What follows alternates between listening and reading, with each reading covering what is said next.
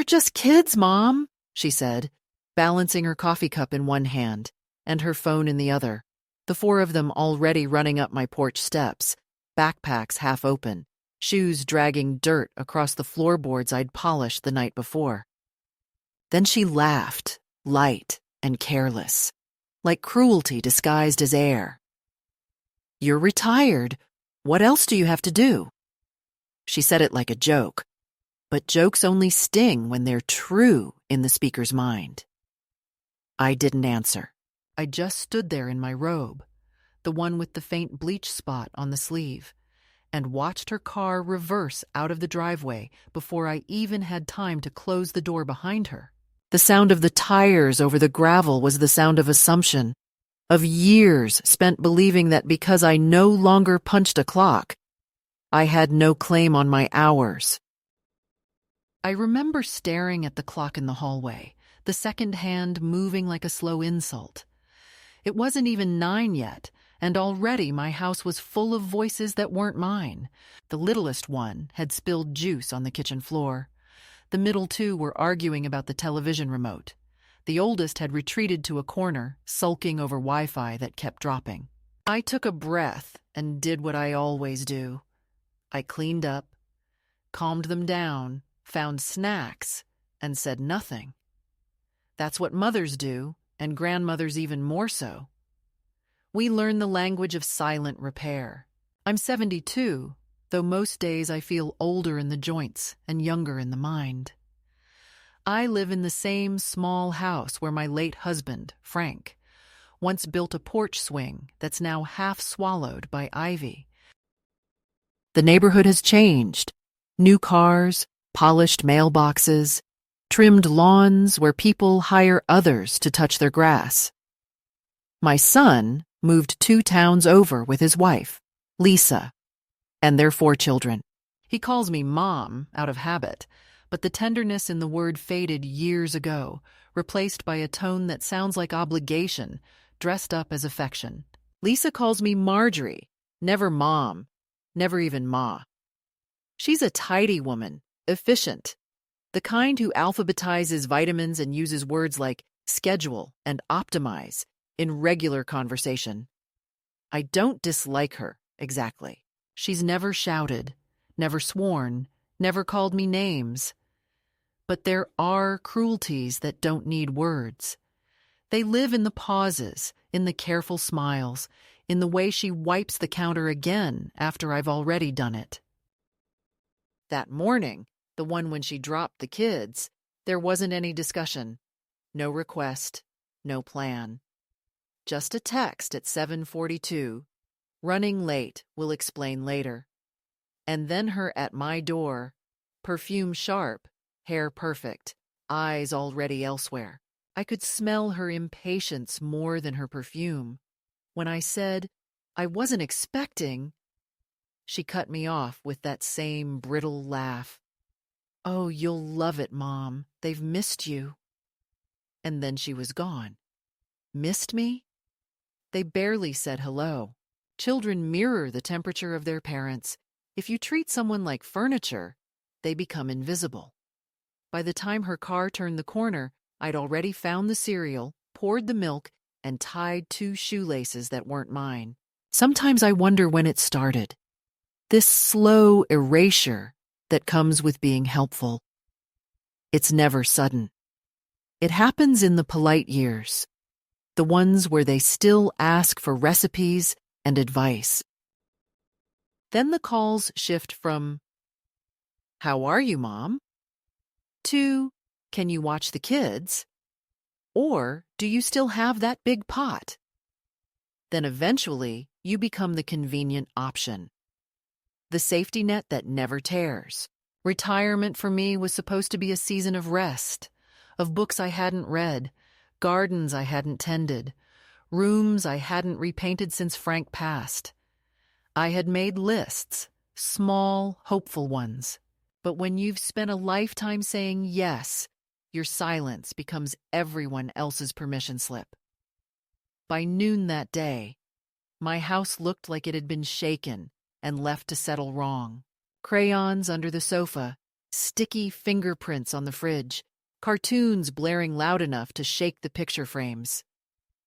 I moved through it quietly, not resentful yet, just tired in that old familiar way. The youngest, Ellie, asked for a sandwich, then didn't eat it. The oldest, Noah, asked if I had better Wi-Fi. "Mom says you need an upgrade," he muttered. I wanted to tell him I didn't need anything, but that wasn't true. I needed consideration. I needed someone to knock before assuming the door was open. Around 2, when the house finally quieted into naps and screens, I sat by the window and looked at my garden. The hydrangeas were wilting in the corner bed, their color fading from blue to the tired beige of neglect. I should have watered them earlier, but I'd been busy. Busy not with my life, but with everyone else's. When Lisa finally returned, it was almost 9. The sky had gone lavender and thin. The kids were asleep in their pajamas, which I had found in the overnight bag she hadn't even unpacked. She tiptoed in, whispered, thank you, you're a saint," and started gathering them like shopping bags. I said, "It's late." She said, "I know traffic was murder. But there's always traffic when the truth needs cover." A part of me wanted to ask where she'd really been. But another part, the older and more exhausted part, decided it didn't matter. I told myself this was temporary, a one-time favor. But inside, I knew better. Favors repeated become expectations. After they left, the silence was enormous. It filled every corner like fog, thick and still. I poured myself a glass of water, sat at the kitchen table, and looked at the clock again.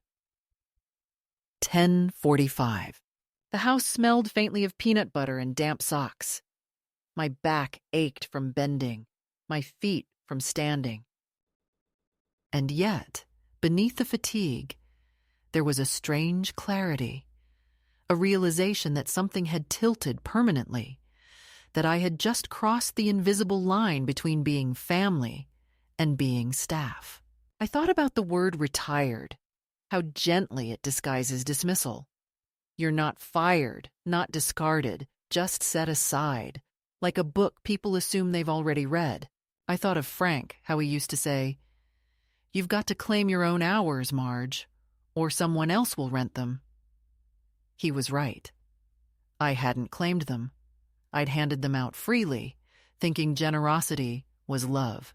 But generosity without respect is servitude dressed in kindness. That night, before I went to bed, I found myself wandering the rooms like a stranger.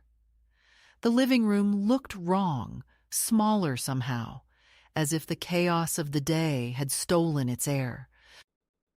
I straightened cushions, turned off lights, picked up a tiny sock from under the chair, and then I noticed something on the counter.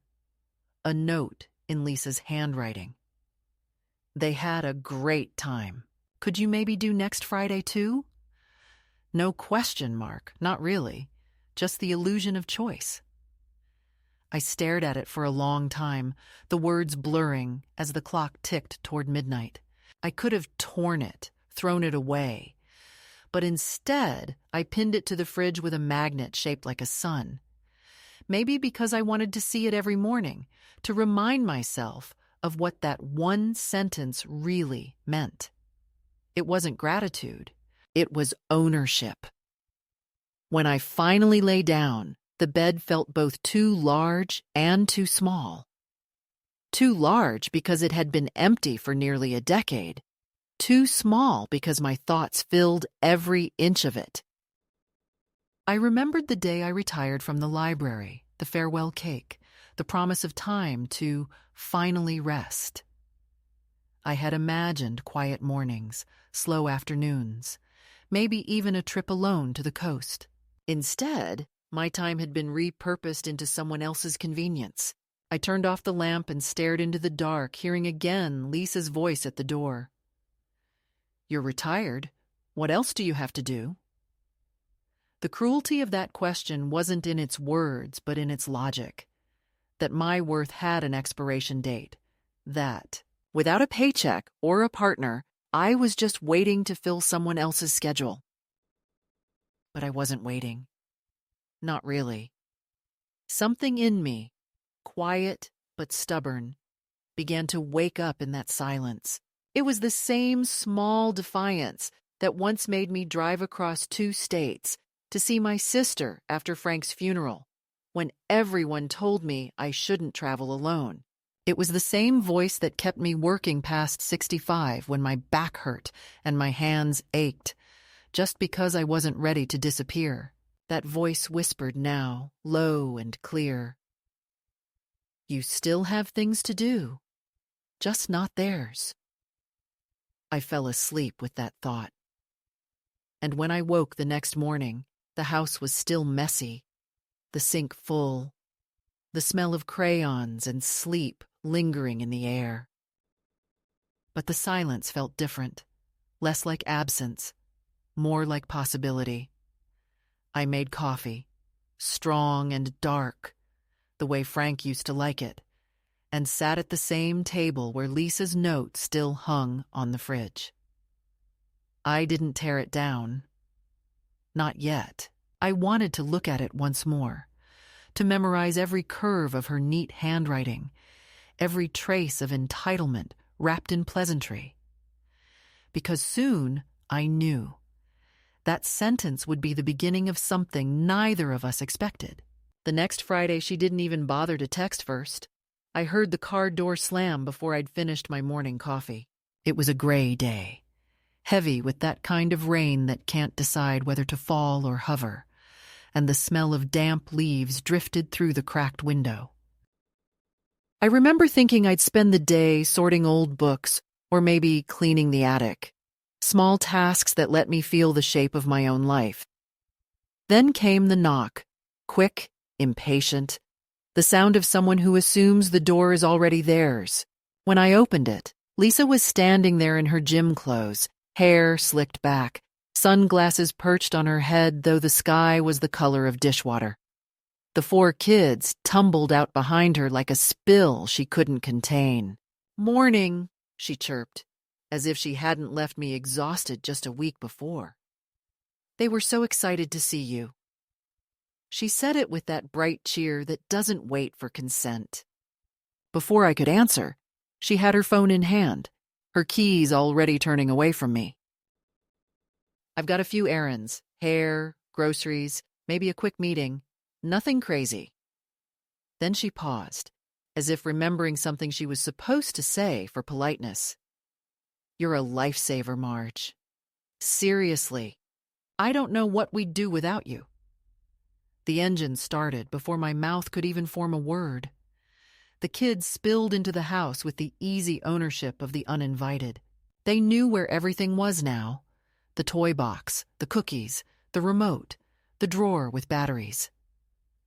I watched them scatter like wind through my quiet rooms, the sound of their sneakers against the hardwood, a drumbeat of unwanted energy. I tried to feel the joy of their company the way I used to when they were smaller, when visits were planned and full of laughter and permission. But joy doesn't grow well in soil watered by assumption. Around noon, when I called for lunch, none of them answered the first time. They were already deep in their own worlds, screens and snacks and small arguments about nothing. I made grilled cheese sandwiches because they were quick and quiet. And while they ate, I finally let myself look at the clock. Lisa had said she'd be a few hours. It had been 5. By 3 o'clock, the rain had started in earnest, thick drops sliding down the kitchen window, making the world outside blur and shiver. I brewed a second pot of coffee and stood there, the cup warm in my hands, wondering if this was what retirement was supposed to feel like. Useful, but invisible. The youngest, Ellie, was napping on the couch with her thumb in her mouth, and something about that small, helpless gesture broke me open. I thought of the years I'd spent mothering, How every cry, every fever, every scraped knee once felt like purpose. But this didn't feel like purpose. This felt like recycling. I wasn't nurturing. I was filling in. It was nearly 7 when Lisa finally called. I almost didn't answer, but the habit of politeness is a hard thing to kill. "Hey, Mom," she said, her voice airy, background noise of chatter and clinking glasses behind her. "Sorry, the day just got away from me. You know how it is." I didn't know how it was. "Traffic again?" I asked. "Oh, kind of. We grabbed dinner with some friends. It's been forever since I've had adult time." "You're amazing, you know that?" She said it like a spell meant to erase accountability. "Lisa," I said quietly, "the kids are already asleep." There was a pause. "Perfect," she replied, relief audible. "We'll swing by in an hour or two." The line went dead before I could reply. I sat there for a while, the phone still in my hand, the silence growing heavy again. I thought of calling my son, but I knew what he'd say. He'd defend her. He'd tell me I worry too much or that she's doing her best. He'd remind me how busy they are, how hard parenting is these days, how different the world has become. It's the same justification men have always used for letting women carry the invisible weight of others. I put the phone down, turned off the kitchen light, and sat in the living room, the only illumination coming from the street lamp outside. The rain had stopped, leaving the air thick and shining. I listened to the sound of the house breathing again after a day of chaos, and in that stillness, the truth settled like dust on furniture, undeniable once seen. At 9:30, headlights crawled across my window. Lisa tiptoed in, whispering as though she were the considerate one. "They were angels, right? Tell me they didn't give you any trouble." I looked at her. Her fresh makeup, her relaxed smile, her manicured calm. And I wanted to ask if she even remembered the names of the cartoons they'd watched, or the stories they'd told at lunch, or the way Ellie had cried when her shoelace broke.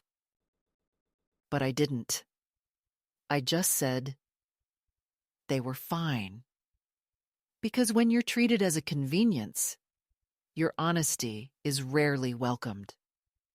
She gathered them up again, kissed the air beside my cheek, and was gone. The scent of her perfume lingered longer than her gratitude. That night, I couldn't sleep. I lay in bed replaying the day, each moment folding into the next like cards in a rigged deck. There was a kind of violence in how easily she assumed my time belonged to her. It wasn't loud or cruel. It was the sort of moral violence that hides beneath smiles and thank yous, the kind that corrodes slowly until you begin to question whether you're overreacting. Around midnight, I got up and wandered into the kitchen. The note from last week was still on the fridge. I took it down, turned it over, and wrote on the blank side, "Do not confuse love with obligation." I left it there, staring at me, as though it might hold me accountable to my own clarity. The next morning, the phone buzzed again. A text. "Hey, any chance you could help tomorrow? It's just half a day, promise." I didn't answer. I put the phone face down on the counter and made coffee. The mug felt heavier than usual, or maybe my hands were tired. I sat at the table and looked out the window, the yard soaked, the hydrangeas flattened by rain. The world outside looked like surrender, and maybe that's why it felt like a mirror. By 10, the doorbell rang.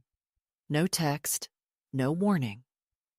Lisa stood there again, this time in jeans and a bright red sweater, her voice sweet but thin. "You didn't answer, so I thought I'd just swing by." Her tone had that particular kind of casual manipulation that sounds like warmth until you notice the absence of question marks. Behind her, the kids waited, bored, already unbuckling themselves. Something inside me snapped, not with noise, but with finality. I said, "Lisa, I can't today." Her eyes widened, like I'd spoken a foreign language. "Oh, come on," she said, with that practiced smile. "It's just a few hours. You love having them here." I looked at her carefully, taking in every piece of her. The ease, the expectation, the soft armor of someone who believes kindness is the same as permission. "Do I?" I asked quietly. "Do I love it?" She blinked, thrown off. "Of course, you always say yes." That was true. I always had. It's strange the way a single truth can cut both ways.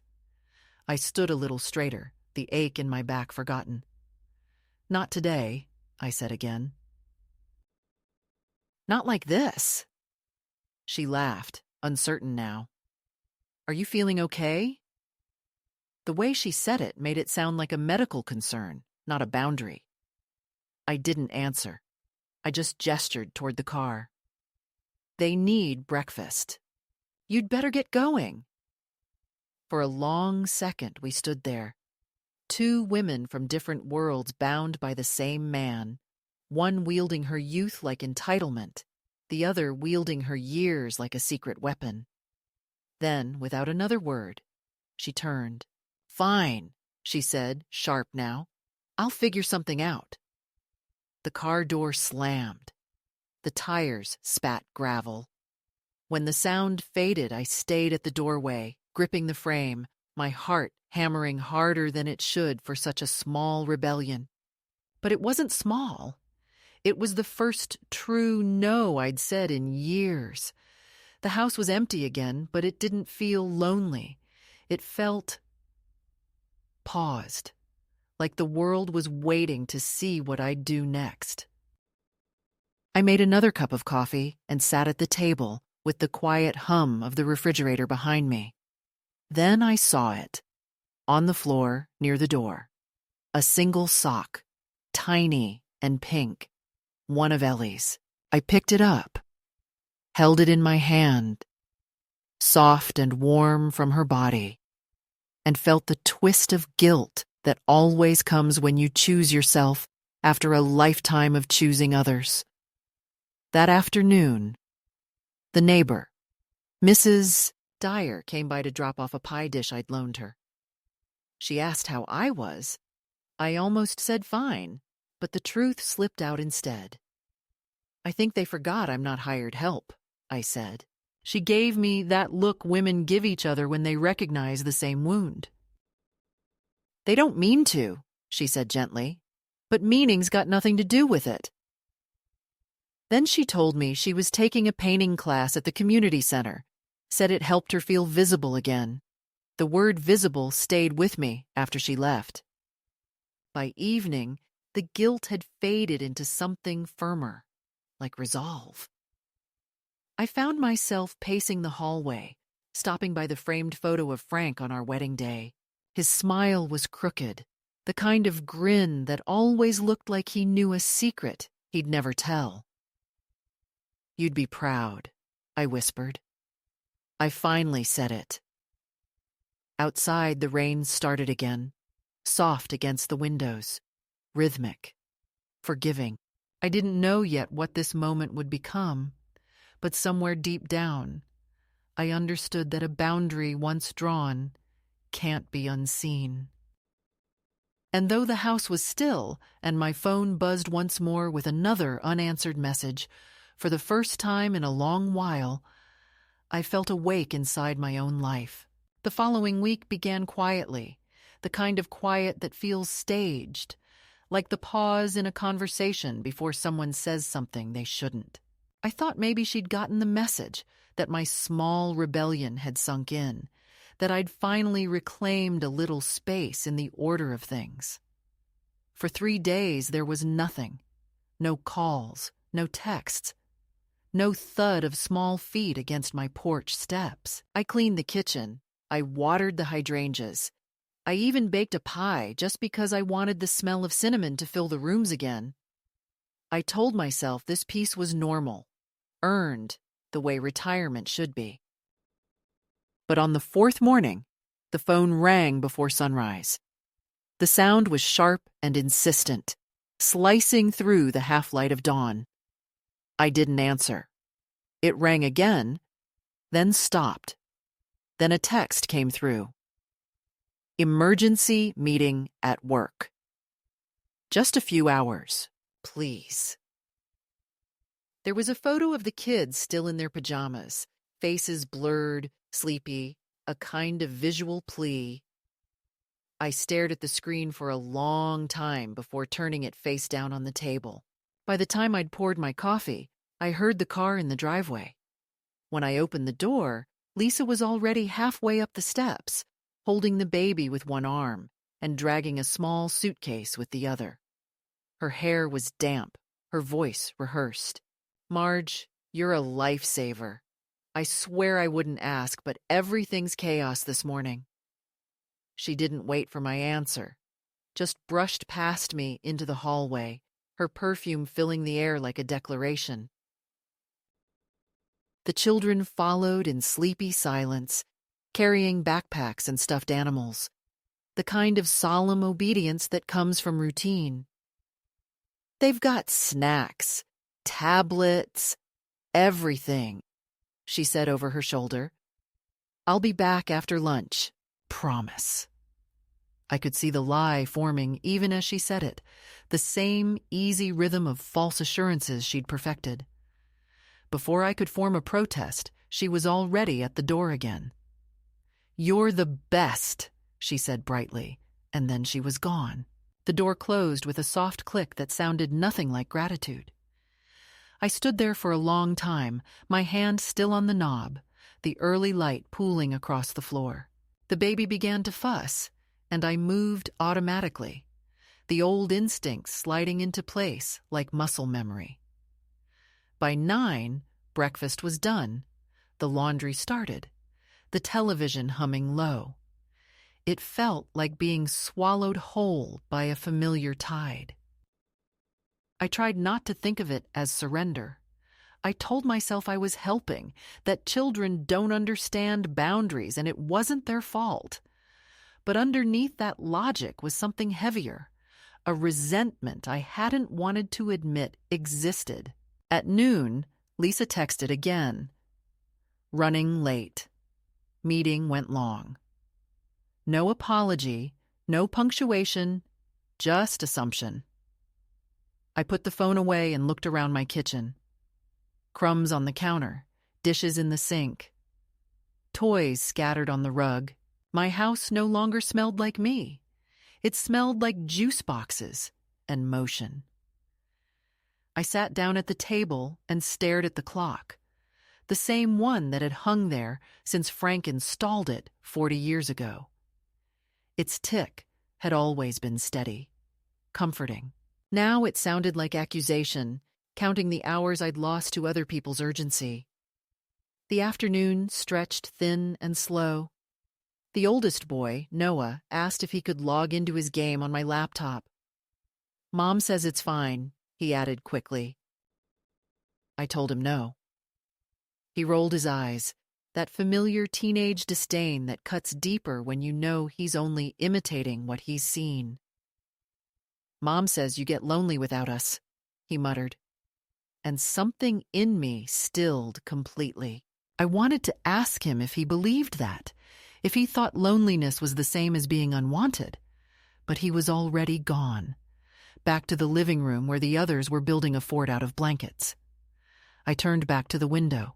Outside, a neighbor walked her dog free and unburdened, her steps unhurried. I wondered when I had last walked without a purpose other than moving my own body through space. By 6, the baby was crying again. Dinner was half cooked, the noodles overboiled because I'd forgotten to set a timer. The noise filled the house, waves of high-pitched need that made my head throb. I lifted her from the playpen, her tiny hands reaching for my glasses, her hair smelling faintly of Lisa's shampoo. She stopped crying the moment I held her, as if comfort were instinctive, not negotiable. I rocked her slowly, humming a tune from nowhere, and felt the sting of contradiction, how something so small could fill you with love and anger in the same heartbeat. I looked down at her sleeping face and whispered, "You don't owe anyone this much of yourself." Maybe I was talking to both of us. When Lisa finally arrived, it was past 9 again. She breezed in with a rush of cool air, cheeks flushed from wine or laughter. I couldn't tell which.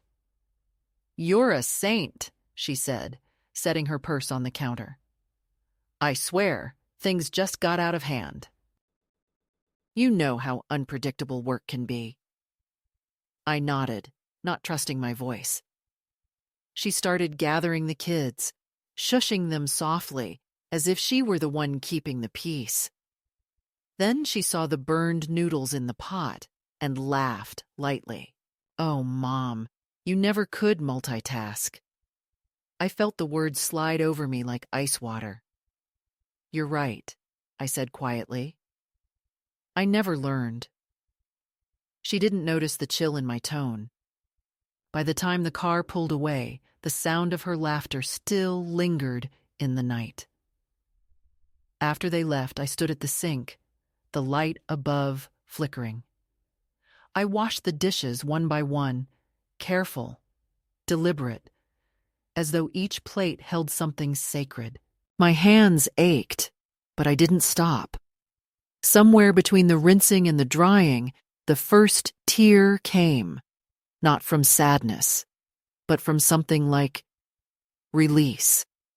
The realization that this wasn't an accident. It was a pattern. The kind that grows so slowly you start to mistake it for love. I thought about calling Adam, my son, but I knew how that would go. He'd defend her, smooth things over, make it sound like I was making trouble. He'd use that tired phrase, "She means well." Meaning well is a shield for people who never intend to change. That night, I couldn't sleep again. I sat in the living room with the lamp on low, the notes still on the fridge, the air thick with the smell of soap and leftover noodles. My knees ached, my back pulsed, and yet beneath the exhaustion was a kind of alertness, as if my body knew something before my mind could admit it. I thought about how easily I'd folded back into obedience, how one unannounced visit had erased every inch of my small stand. Maybe that's what happens when you spend decades teaching people that you'll say yes. It becomes part of their weather, something they count on. And when you finally say no, it feels like a storm they don't deserve. In the days that followed, the pattern continued. She would text late, appear early, leave later. Each time the excuses changed, but the result didn't. My routines vanished. My mornings, once slow and intentional, became a blur of cereal bowls and car seats. The little ones started calling my living room Grandma's school, and the irony wasn't lost on me. I'd retired to escape schedules, and now I was living by one that wasn't mine. I began to notice the subtle shifts in my own reflection. The way I stopped wearing earrings, stopped setting the table for one, stopped planning anything that couldn't be interrupted. I had become an accessory to someone else's life. One evening, after another long day, I found a drawing taped to my refrigerator. A crayon family, 4 kids, 1 tall woman with blonde hair, 1 taller man, and next to them, a small figure in gray with a cane. Beneath it, the caption said, "Grandma helps." I stared at it for a long time. It wasn't malicious. It was innocent, literal, the way children see truth before adults teach them to lie with kindness. Still, it hurt, the reduction of my whole existence to a verb, a function. Helps, not lives, not loves, just helps. That night, I poured myself a small glass of wine, something I rarely do, and sat by the window watching the last of the sunset fade into indigo. I tried to imagine what would happen if I stopped answering. If one day I simply didn't open the door, would they worry? Or would they just find another solution? The thought was both terrifying and liberating. I realized then that my silence had been its own kind of complicity. I had taught them how to ignore me by making it so easy to take from me. Love, I thought, should be reciprocal, not extracted. The following weekend, Lisa arrived again, cheerful as ever, the baby strapped to her chest, the older ones trailing behind. I didn't argue. I let the day unfold, mechanical and predictable. But something in me had shifted. I moved slower, said less, watched more. I began to catalog every word, every gesture, storing them somewhere private, like evidence of a quiet crime. When she laughed at my old phone, I noted the mockery. When she sighed at my cooking, I logged the ingratitude. And when she said again, "You're retired, you've got the time," I felt the final thread of patience snap silently. I smiled, nodded, and waited for the moment that would come soon enough. The one where I'd stop being the background character in her neatly curated life. That night, after they left, I stood in the doorway again, the house echoing with leftover noise. I could still hear the faint sound of their laughter as the car drove away, fading into the dark. For a long time, I didn't move. Then I turned off the porch light and whispered into the empty air, "Enough." It wasn't loud. It didn't need to be.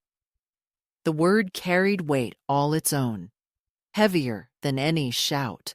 And though nothing outside had changed, inside, something irreversible had begun. The morning it began to change, there was no thunder, no confrontation, not even a raised voice. It started, as most awakenings do, in silence. I woke before dawn, the air heavy with the scent of last night's rain, and for once I didn't hurry to the window to check if anyone was coming. The street outside lay still, the kind of stillness that feels like a held breath, waiting to see what you'll do with it. I boiled water for coffee, slow and deliberate, letting the sound of it fill the house. The small clock above the sink ticked softly, steady and patient. It struck me that I hadn't heard it in weeks, not really heard it, because the days had been full of other people's noise. I took my mug to the table and sat there without turning on the light, watching the sky turn from slate to blue. There was no plan yet, no bold declaration, only a certainty that the life I was living wasn't truly mine. And once you see that truth, you can't unsee it. When Lisa's message came at 7:30, running behind again, drop off in 10, love you. I didn't respond. I didn't open the door when the car pulled up. I stayed seated, calm, listening as the horn beeped once, twice, then went quiet. The sound of footsteps on the porch, the rattle of the doorknob, the pause, and then retreat. The engine revved, and after a minute, the sound faded down the street. My hands shook a little, not from fear, but from the sheer unfamiliarity of refusal. I half expected the phone to ring again, for Adam to call, for the air itself to scold me for daring to take a day for myself. Nothing happened. The silence that followed was enormous and kind.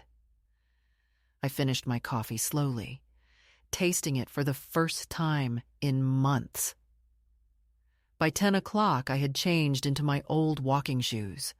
the ones Frank used to call my freedom boots, and stepped outside. The pavement was still damp and the air smelled of lilac from Mrs. Dyer's yard. The neighborhood was waking up, dogs barking, sprinklers clicking, a delivery truck idling at the corner. But for me, it felt like stepping into a different season entirely. I walked with no destination, only a direction, following streets I'd once driven but never truly seen. The rhythm of my steps steadied my thoughts. For so long, my life had revolved around others' needs, their schedules, their emergencies that always seemed to land conveniently at my doorstep. But the world didn't end because I said no. The sun still rose, the mail still came, and I was still here. The revelation was absurdly simple and unbearably profound. Freedom didn't require permission, it required practice. At the corner cafe, I stopped for another coffee, though I didn't need it, just to feel what it was like to sit somewhere that wasn't my kitchen table. The girl behind the counter smiled absently and called me "hun," the kind of small courtesy that can feel like grace when you've been invisible too long. I took my cup to the window and watched the people passing outside.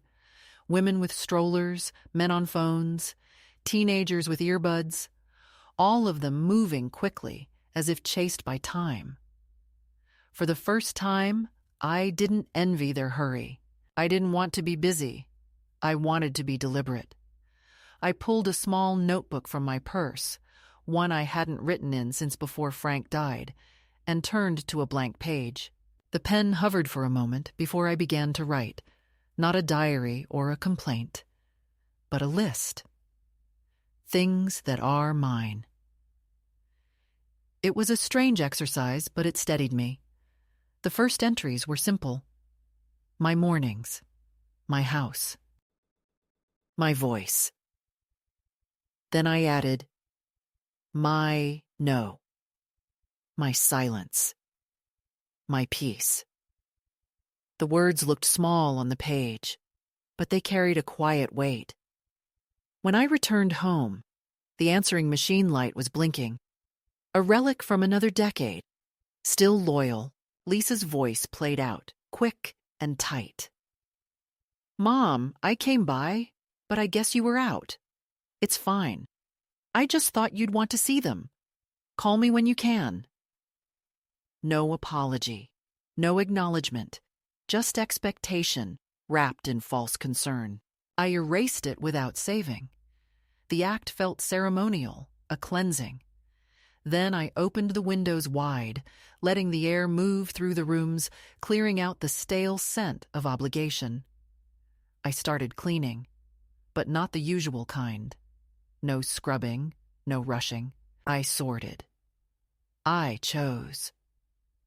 I put away the toys they'd left behind, not neatly, but decisively, in a box marked "Return to Owner."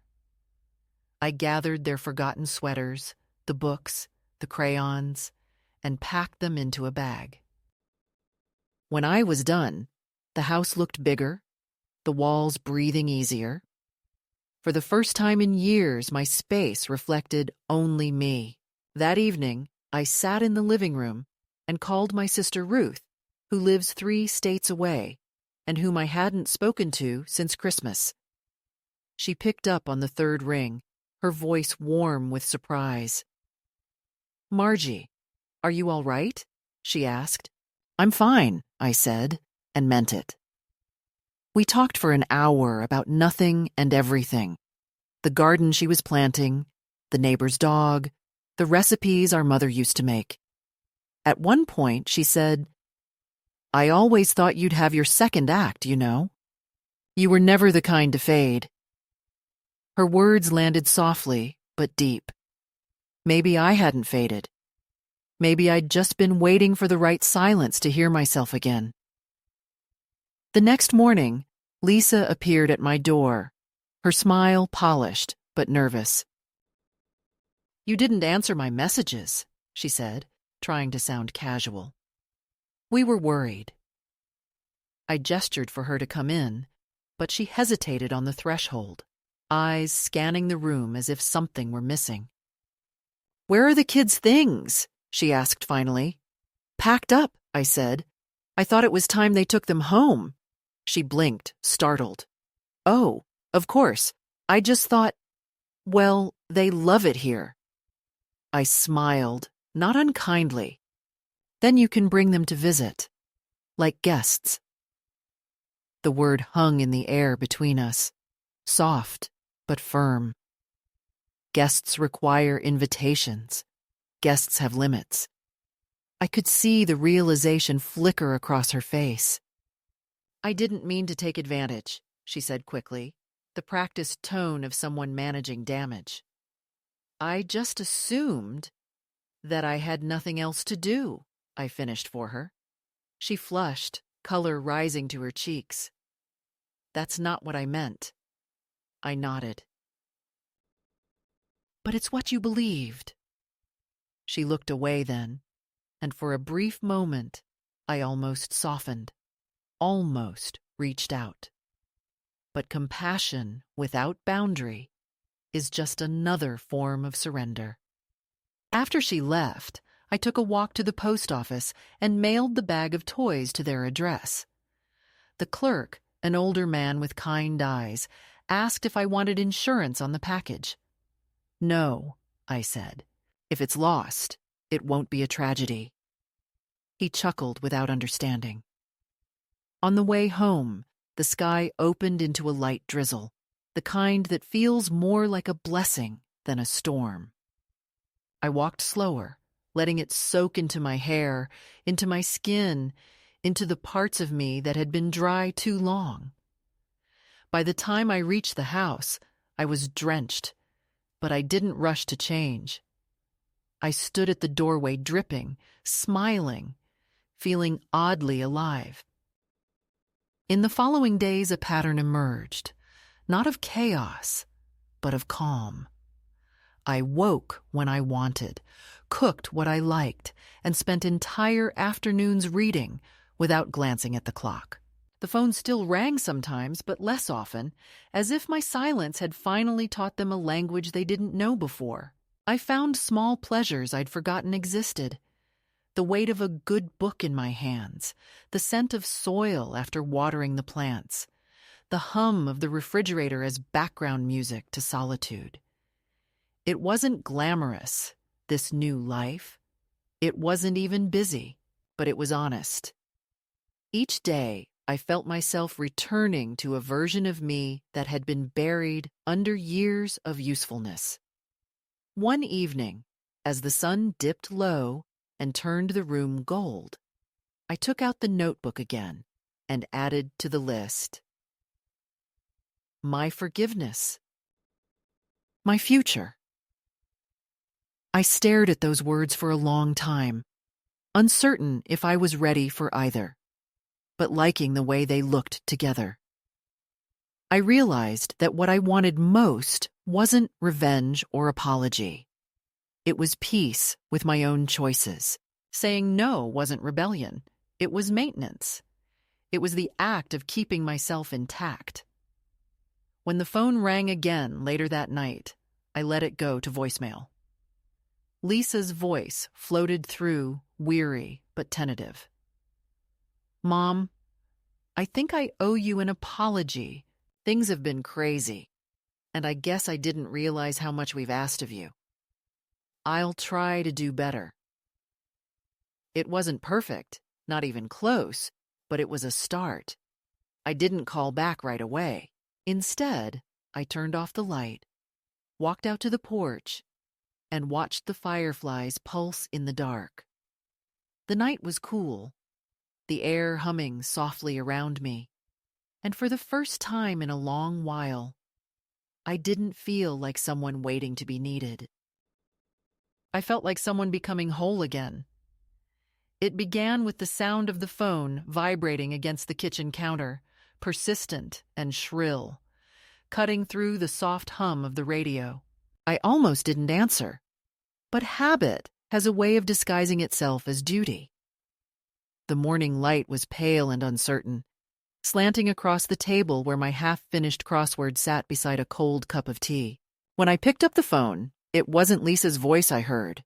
It was Adam's, my son's. That surprised me because he rarely called unless prompted.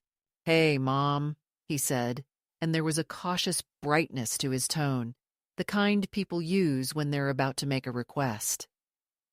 "How are you doing?" I could already feel the familiar tension building in my chest.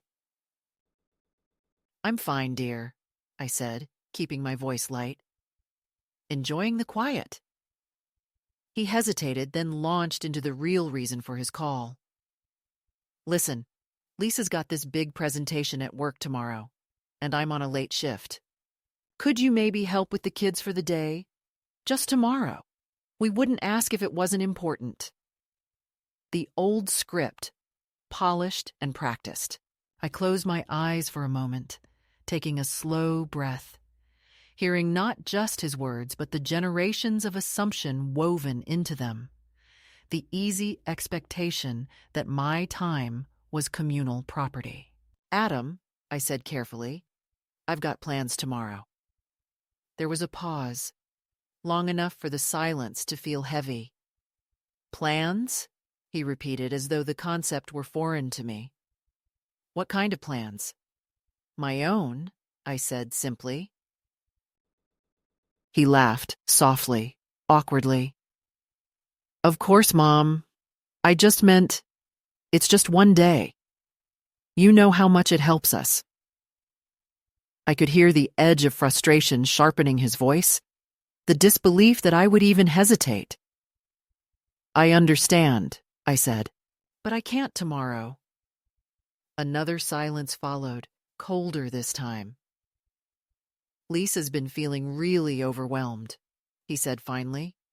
"She said you seemed upset with her the other week." "I wasn't upset," I replied. "I was setting a boundary." He sighed, that weary sound men make when they think a woman is being emotional. "Mom, no one's trying to take advantage of you. You're part of the family. We just need help sometimes." The word help again, the same word that had been used to erase me for months. "I know," I said, steady now, "but help is voluntary. It stops being help when it's assumed." He didn't answer right away, and in that silence, I realized I was hearing something new. His discomfort. I had never given him cause to feel it before. When the call ended, I felt a tremor of both fear and relief. Drawing a line doesn't end a pattern, it tests it. And the test came faster than I expected. That evening, as the sky turned the soft color of bruised lavender, there was a knock at the door. I opened it to find Lisa standing there, the baby in one arm, the other three crowded behind her like a small army of witnesses. She was smiling, but the smile didn't reach her eyes. "Adam said you were busy," she began, her tone airy, "but I figured you wouldn't mind if I dropped them for just a few hours. I have to finish something for work, and they love spending time here." She stepped forward, assuming entry, but I blocked the doorway gently with my hand. "Lisa," I said, keeping my voice even, "I told Adam I couldn't tomorrow."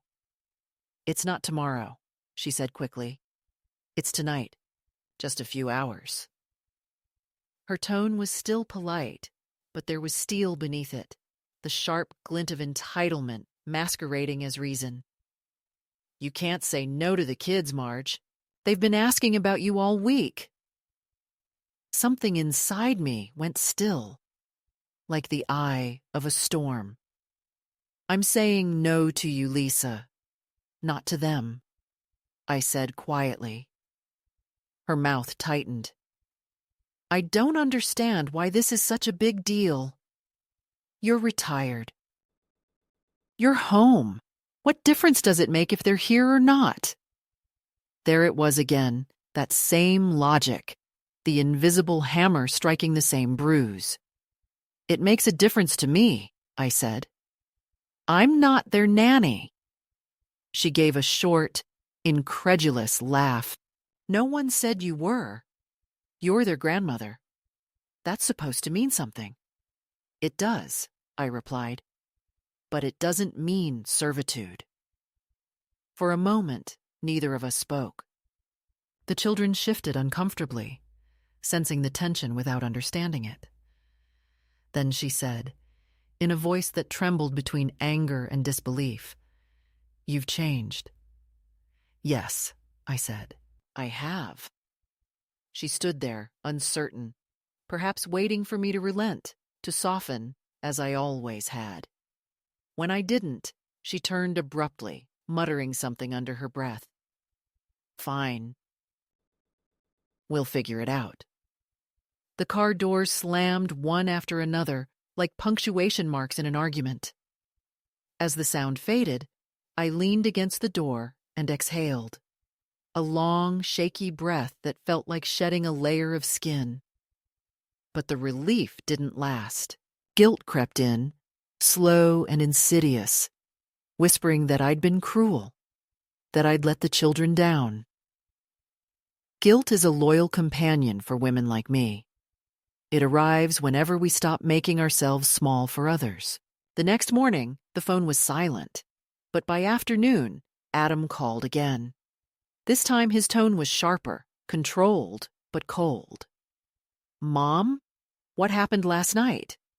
Lisa said you refused to watch the kids." "That's true," I said. "I told her I wasn't available." "You weren't available?" He said the phrase like it was obscene. "Mom, she had work. I had work."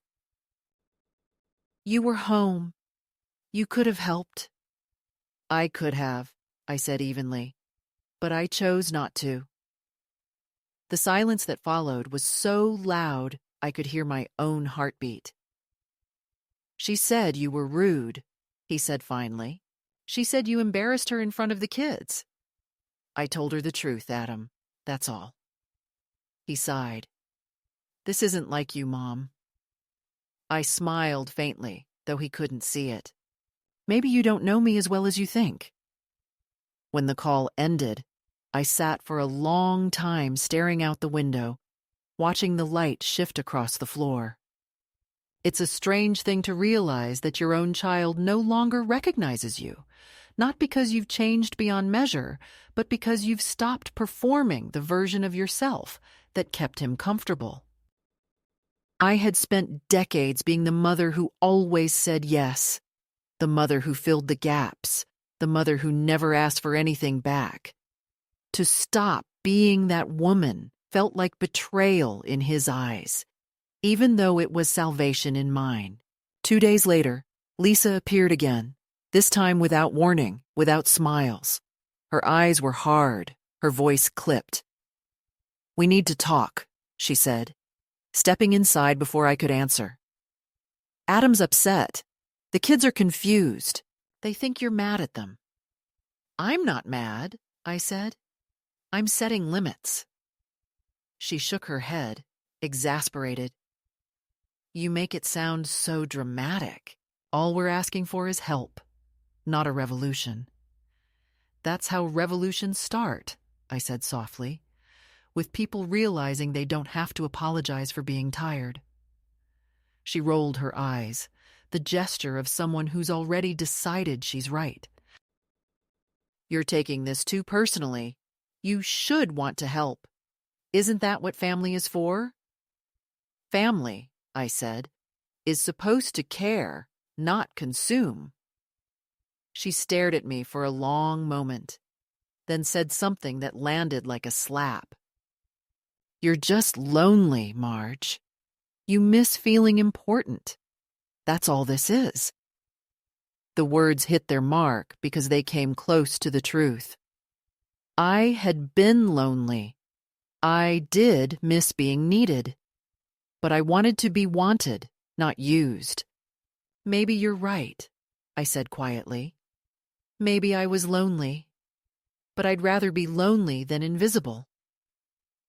She looked startled, maybe even a little frightened, as if she'd glimpsed someone she didn't know standing where I was supposed to be. "You can't talk to me like that," she said finally. "I just did," I answered. She left soon after, slamming the door behind her. The echo of it rolled through the house, but instead of feeling shaken, I felt grounded. My hands were steady.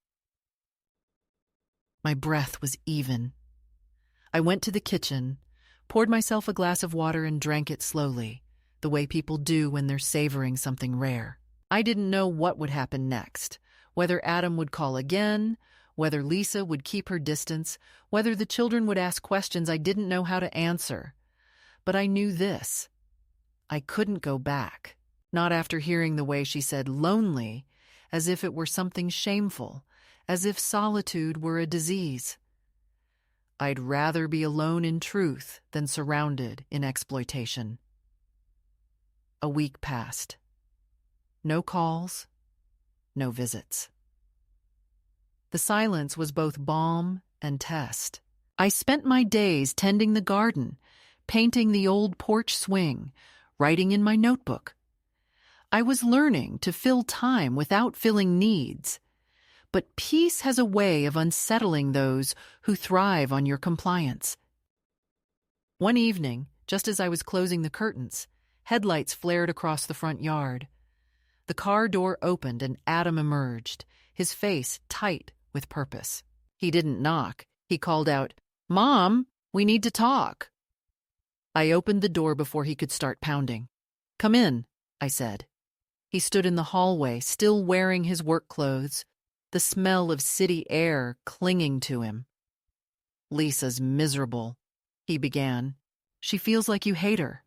The kids keep asking why you don't want to see them." "That's not true," I said. "I love them. I just don't want to be taken for granted." He ran a hand through his hair, impatient.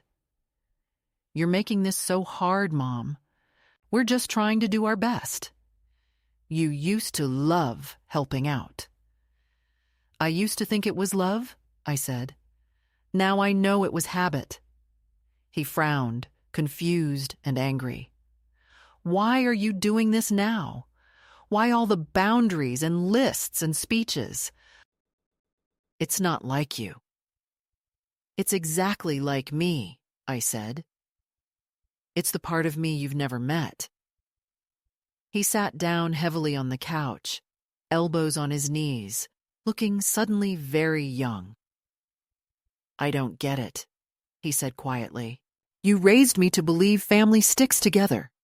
"Yes," I said, "but sticking together doesn't mean sticking myself to exhaustion." He was silent for a long time. Then he said, "Lisa feels like you're punishing her." I shook my head. "No, I'm teaching her how to see me." He looked up at me then, really looked, and for a moment I saw something soften in his eyes, a flicker of recognition, maybe even respect. But it passed quickly. "She thinks you should apologize," he said. I smiled faintly. "Tell her I'm busy." When he left, the air in the house felt different, heavier but cleaner, as though something had been purged. I knew this wasn't over, that there would be more conversations, more guilt, more small attempts to pull me back into the familiar orbit. But I also knew I wouldn't move. The quiet I'd built was fragile, but real, and I'd defend it with the same devotion I'd once given to everyone else's comfort. Later that night, I sat on the porch swing, the wood still damp from the afternoon rain. The moon was a thin silver curve, distant and unwavering. I thought about all the years I'd given away in pieces, thinking it was generosity, when it was really fear, the fear of being unnecessary. But now, as the air cooled around me and the crickets began their slow, rhythmic singing, I understood something I hadn't before. Necessity is not the same as love. They had needed me, yes, but they hadn't seen me. and I was done being unseen. Inside, the phone blinked with a new message. I didn't check it. I'd already written my own. In the notebook, on the next empty page, I wrote, "Tomorrow I call her back, not to agree, but to declare the terms of my peace." The words steadied me. Somewhere, I imagined Lisa pacing, Adam frowning, the children asking when Grandma would come again. They didn't know it yet, but the answer would be different next time. I would come. But on my own time, my own terms, my own worth intact. The lesson I was learning wasn't how to say no. It was how to mean it. The call came 2 days later, on a Sunday evening when the light was thinning, and the world outside my window had turned the color of worn brass. I had spent the day in the garden, trimming the dead heads off my hydrangeas and digging my hands into the soil until my nails were black. The act of tending to something that asked nothing of me had become its own prayer. When the phone rang, I almost didn't answer. But then I saw Adam's name flash on the screen, and habit, that old betrayer, guided my hand. His voice was tight, measured, like someone speaking through gritted teeth. "Mom, I think we need to talk face to face," he said. I could hear the edge of strain, the fatigue of a man trying to balance loyalty to two women who didn't understand each other. I said, "All right. When?" He paused. "We're coming over now." The way he said it, "We're coming," not "may we come," made something ancient in me stiffen, something that remembered being commanded by politeness, disguised as love. "Still," I said, "I'll put on some tea." By the time the doorbell rang, the sun had gone, and the first soft rain had begun to fall again, gentle as breath against the windows. Lisa entered first, her hair perfect as always, her face taut with resolve. Adam followed, holding the baby while the older kids clung to his jacket, wide-eyed and uncertain. They filled the hallway with sound and confusion, the energy of people who'd rehearsed their lines on the drive over. "We don't want to fight," Lisa said, before I could even greet them. "We just want to clear the air." I nodded and gestured toward the living room. The children ran to the sofa, pulling at the cushions, whispering. I set the tea down carefully, the porcelain rattling slightly in my hands. Lisa started first, her voice calm but trembling beneath its control. "I know things have been tense lately, and I'm sorry if we've made you feel used. That was never our intention. But this distance you've created, it's hurting the kids. They miss you. They don't understand why you won't spend time with them." I listened without interrupting, the way you listen to rain on a roof. Steady, predictable, nothing new. She went on, listing the ways she felt misunderstood, the sacrifices she was making at work, the long hours, the pressure. "You've always been part of our support system," she said finally. "We counted on that." Her words hung in the air like smoke, and I could see Adam watching me, waiting for the moment I would soften, would apologize, would fall back into the old rhythm. But I didn't. I said, "I'm not your system, Lisa. I'm a person. And I'm done being a convenience." She blinked, thrown off by the calmness of it. "This isn't about convenience," she said.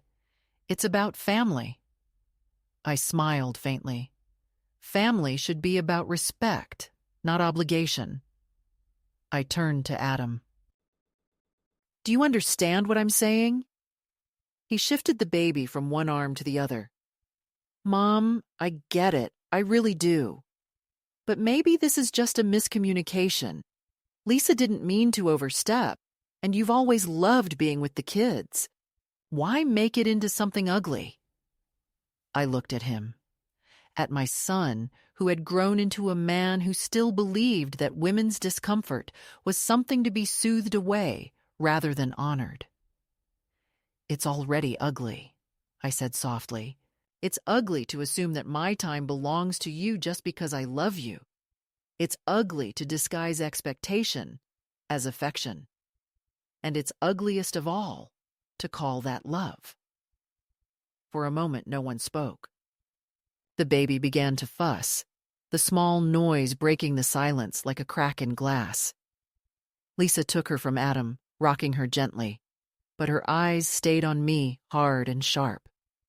"So, what are you saying, Marge?" she asked. "That you don't want to see them anymore? That you don't want to be part of their lives?" I felt something surge in me then. Not anger, not guilt, but a fierce kind of clarity. "I want to be in their lives," I said, "but I want to choose how. I want to visit, not babysit. I want to love them, not raise them again. I want to be their grandmother, not their unpaid staff." Adam sighed heavily, running a hand over his face. "You're making this sound transactional," he said. "It's not about money." I nodded slowly. "You're right. It's about respect. But since that seems to be the only language you both understand, maybe I should translate it that way." I stood and walked to the small desk by the window where I kept my notebook. From its drawer, I took out an envelope I had sealed the night before. I handed it to Adam. "What's this?" he asked. "My invoice," I said. "For the last 6 weeks. Every day, every meal, every load of laundry, every hour spent babysitting when I should have been living my own life. I calculated it at minimum wage, though my years of experience are worth more." Lisa stared at me, color draining from her face. "You're joking," she said, half laughing, half choking. "No," I said quietly. "I'm done with jokes." Adam opened the envelope, his eyes scanning the list of dates and totals. "Mom, this is—" He stopped himself. "This is a lot." "So was what you asked of me," I said. "But this isn't about the money, and you know that. It's about acknowledgement. You want me to keep giving. I want you to understand what it costs." Lisa stood up suddenly, her chair scraping the floor. "This is insane," she said. "You're turning family into a business transaction. What's next? Charge us for Christmas dinner?" "If I cook it alone," I said, "maybe I should." Her lips parted in disbelief, but I didn't let her speak. "Do you know what it's like, Lisa, to spend 72 years being useful to everyone but yourself? To have every act of love repurposed into labor? To have your time treated like spare change? I've been polite my whole life. I've been generous. And polite women die small deaths every day from being useful. I'm not dying that way." The words came out steady, not shouted, but they filled the room like thunder. Adam sat there, speechless, the envelope still in his hand. Lisa's eyes glistened, whether from fury or shame I couldn't tell. The baby had fallen asleep against her shoulder, her tiny head resting against the edge of Lisa's collarbone, oblivious to the quiet war unfolding around her. Finally, Adam said, "I don't know what you want from us." "I don't want anything," I said.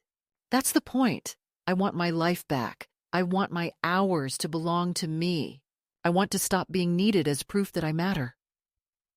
For a moment, I thought Lisa might say something cruel, something that would undo the fragile peace holding the air together. Instead, she turned toward the door, her voice brittle. "Come on, Adam, let's go."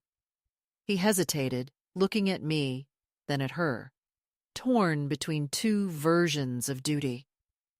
"Adam," I said softly, You don't have to choose sides. Just learn to see them."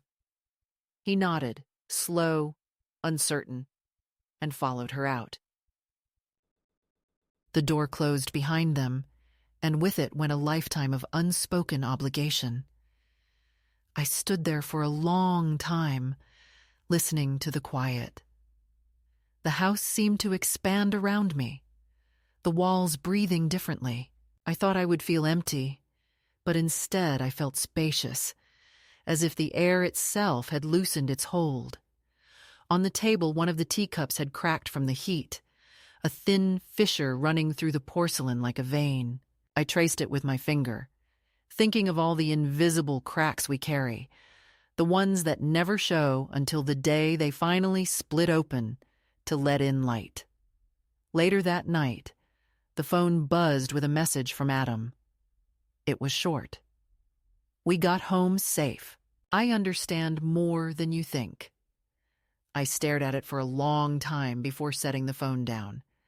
Then, without really planning to, I walked into my bedroom and opened the top drawer of my dresser. Inside were old photographs. Frank in his garden hat, me holding baby Adam on the porch, Lisa smiling at their wedding. I looked at them not with nostalgia, but with something steadier. Acceptance.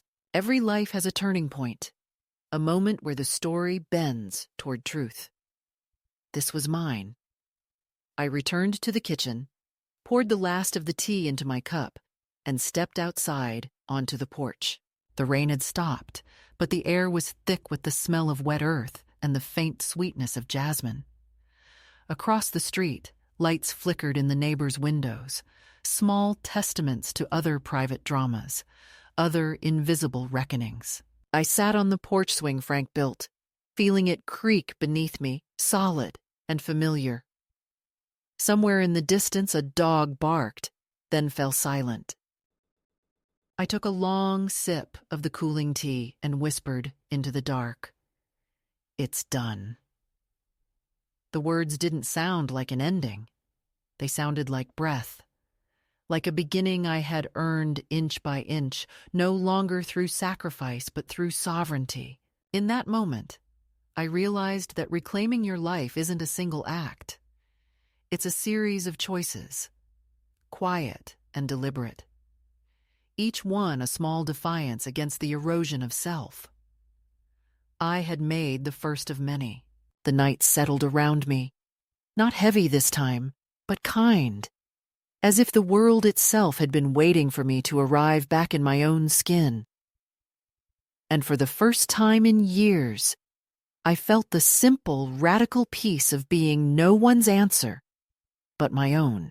The days that followed passed in a slow, deliberate rhythm, as if time itself had loosened its grip on me and was willing to move at my pace for once. The house stayed quiet, not with the emptiness of absence, but with the calm of reclamation. Each morning, I woke before the sun, made coffee the way I liked it, and stood by the kitchen window, watching the light gather over the garden. The hydrangeas were blooming again, a defiant blue, as if even the soil had decided to remember its color. I found myself moving through the rooms with a strange awareness, touching the furniture, the doorknobs, the walls, as though reacquainting myself with an old friend I had neglected. The silence had texture now. It wasn't loneliness, but ownership. It belonged to me. I belonged to it. On the third morning, a letter arrived. Not an email, not a text, but an envelope.